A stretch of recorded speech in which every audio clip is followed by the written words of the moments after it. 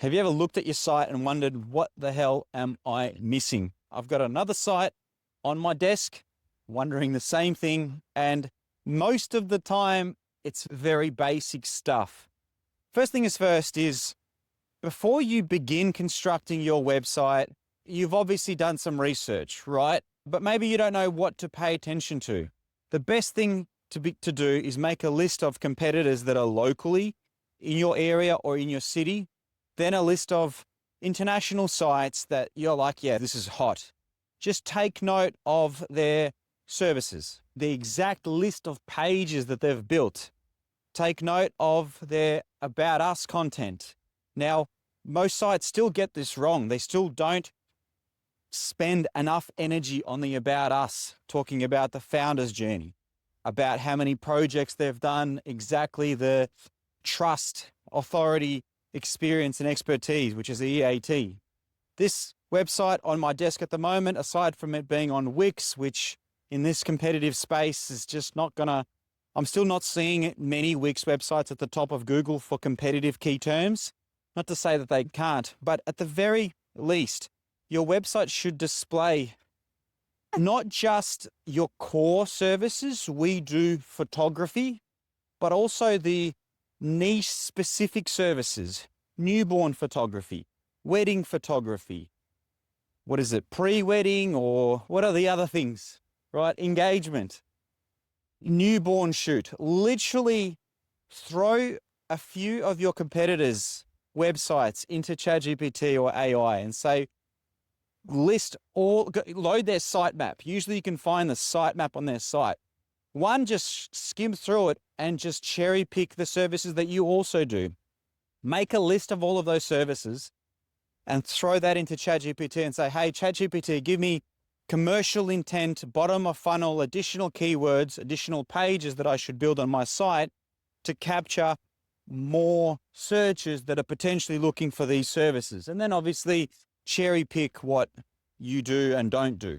Go ahead and build those pages where the permalink is literally photography services or photography/newborn or newborn-photography-melbourne.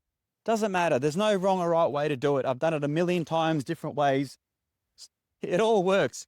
Just have that page. Just have that main keyword, wedding-photographer-melbourne, right? That's a tough one, but hey, newborn photographer Ballarat, you'll probably pop up in the top 20 as soon as that site hits the Google or Bing index, right?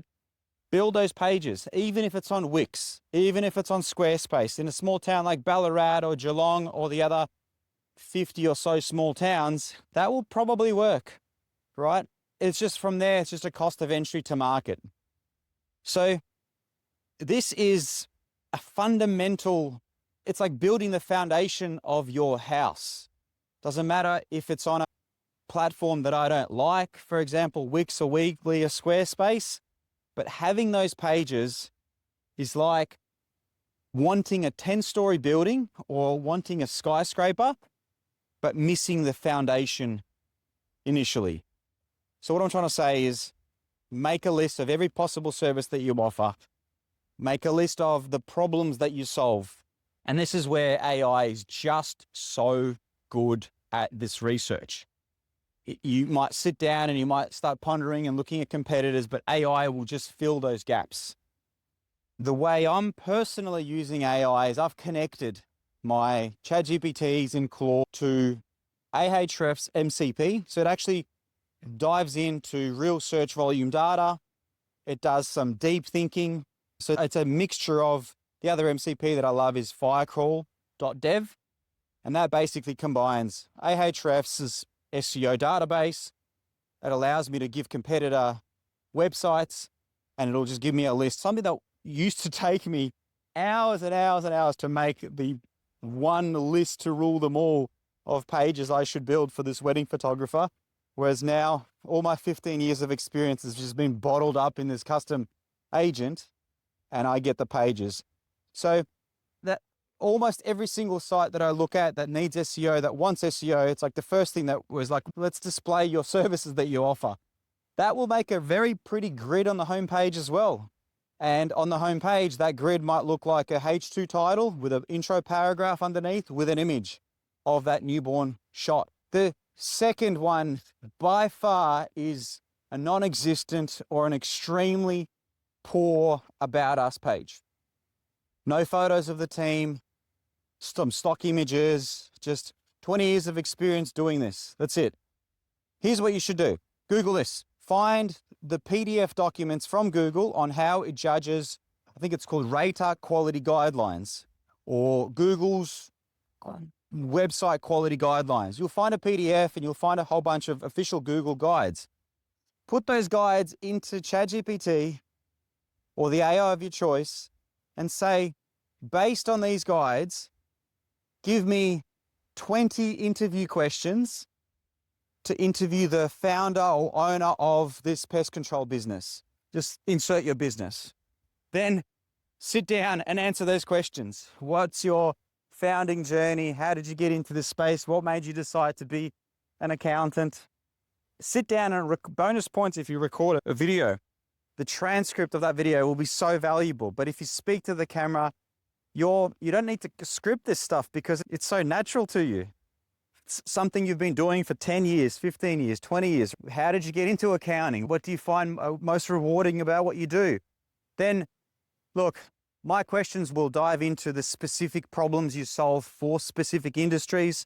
So for the accountant, we talk about, there's 10 interview questions on tradies specifically. What are the common problems that tradies have with accounting? How do you get past the shoebox of receipts? When they come to you with one personal bank account, what do you do?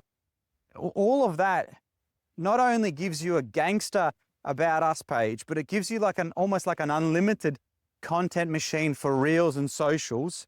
You slap that up on your homepage, on the About Us page, it makes you look more approachable because there's no one else better in the company to deliver that information than you.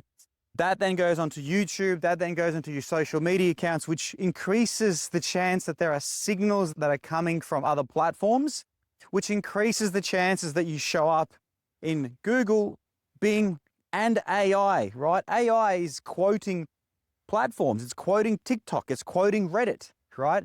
So just having your consistent services and your brand across these platforms will only help you more than ever before.